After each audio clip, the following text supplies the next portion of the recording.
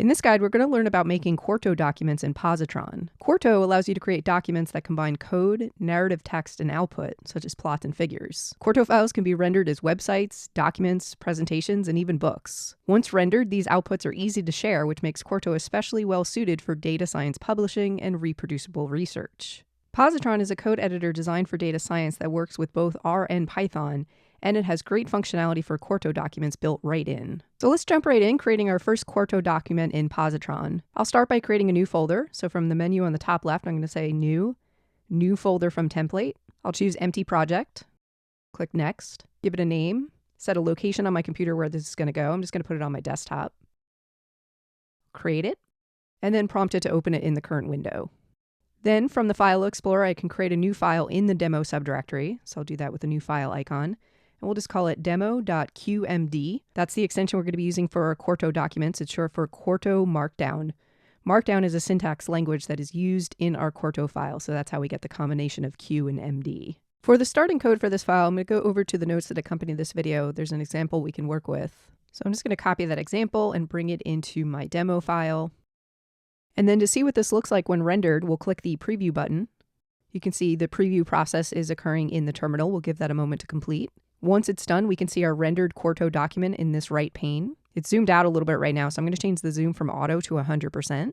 And there's our rendered Quarto document. So you can see it's a mixture of narrative, we have some figures, we have some code, and we even have the results of that code being executed. To understand how this is all designed, let's break down each part of the Quarto document. At the top of the file is the document header, marked by 3 dashes at the beginning and 3 dashes at the end. This section is called the YAML front matter.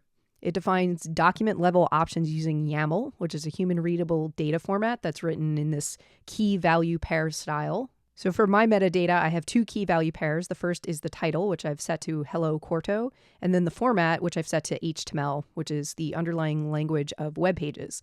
So this is just saying that when this document is rendered, it's going to be rendered as a web page, and that's what we're seeing in the preview on the right.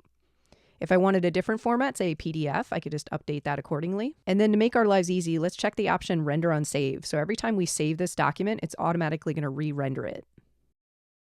And there we go. We can see we've got the same document, this time as a PDF. For the purposes of this demo, I am going to switch it back to HTML just because the previews are a little bit quicker. There's many more details we could specify in this metadata, such as author, a subtitle, date.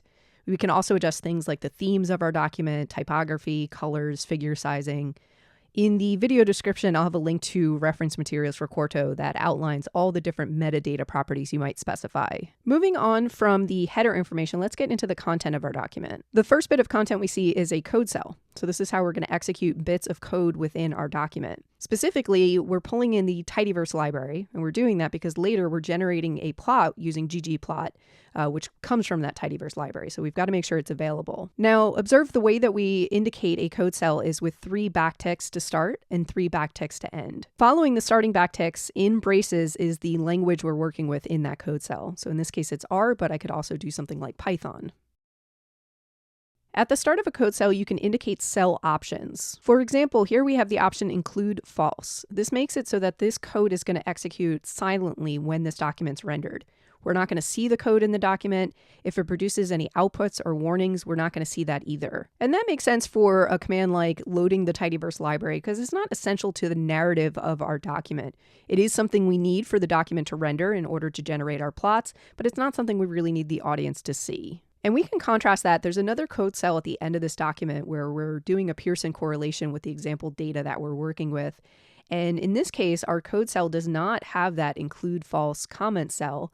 So if we look at how this is rendered in our document, we see the underlying code and we actually see the output of that code. And in this sort of context where you're trying to show your process for the purposes of transparency, reproducibility, having the code output and display itself directly within the document can be really useful. There's one more code cell within this document where we're generating the figure that we're seeing on the page using ggplot.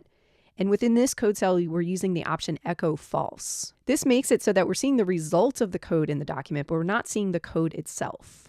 And that makes sense for something like a plot. We don't necessarily need to see how a plot was generated, whereas it might be applicable to see how an analysis or calculation is actually executed. In that case, we would want the code to display. Zooming out from the code cells, we also have narrative text that's surrounding our code cell. So this is the story of our data, our calculations, our figures that's providing context for the viewer. And you'll notice that any of the narrative is marked up in a language called Markdown. This is a very simple syntax language where things like headers are indicated with pound signs. Here's a link to the underlying data set that we're working with. So we indicate the link target in square brackets. And then following that in parentheses, we have the destination for that link. We can do things like making text bold or italicize. Any basic formatting type things you would do, there is Markdown syntax for that. And I'll include a quick reference sheet on the screen, as well as a link to a more in-depth reference sheet you can check out and familiarize yourself with Markdown. Using Markdown, another thing we can do as part of our narrative is inject little code snippets or the output of those code snippets. We do that by surrounding our code snippets in single backticks. And then after the starting backtick, we have the language that we're going to be working with within that code snippet. So in this case, again, it's R, and the code snippet we're executing is we're dynamically calculating the number of rows in this empty cars, which is the example data set we're working with. And you can see when that's rendered, it's going to dynamically execute that code, produce the output, and inject it as part of our narrative. Next, I want to zoom in a bit on the figure that we generated and talk about some of its options. The first option I indicated was a label. I came up with the name fig plot empty cars. And then by labeling that figure, I could then reference it for my narrative. We do that with an @ sign followed by the label name that we want to reference. And you can see how that dynamically turned it into a link and referenced figure 1. And it'll keep track for as many figures, and we could also do this for other things like images that we might have in our document. And looking closely at this now, I do see I have a typo, so I'm just going to fix that and save my document, and it should re-render. And there we can see it was fixed. Other things we can do with figures, we can include a caption for our figure using the fig caption cell option. So here you can see whether that appears below our figure, and it also again pulls in that reference to figure 1. And then finally, again, we're seeing that echo false, which recall this means that it's going to execute this code and show the output as part of our document, but we're not going to see the underlying code for it injected in the document. Just to contrast that, if I were to change this to true, save it to cause it to re-render, you can see how it prefixed the figure with the code that generated it. Now that we have a general sense on how to author our Quarto documents, let's talk about how to share them. If you look at our file explorer, you'll see that in addition to the QMD file that we created, some additional files have been generated for us as we've rendered our document. When our format was set to HTML, this yielded a file called demo.html, as well as a subdirectory called demo files that has all the assets necessary to generate the web page we're seeing here. So if we dig into that, we can see things like any figures that we generated, and then any HTML libraries that are necessary to produce this output. So those two things together are what make up the HTML version of our Quarto document. And so if we wanted to share this on a website, those would be the two things we would upload to a web server. I'll have a whole separate video on that process and show how you can upload it to a free service called GitHub Pages to quickly and easily get your work online.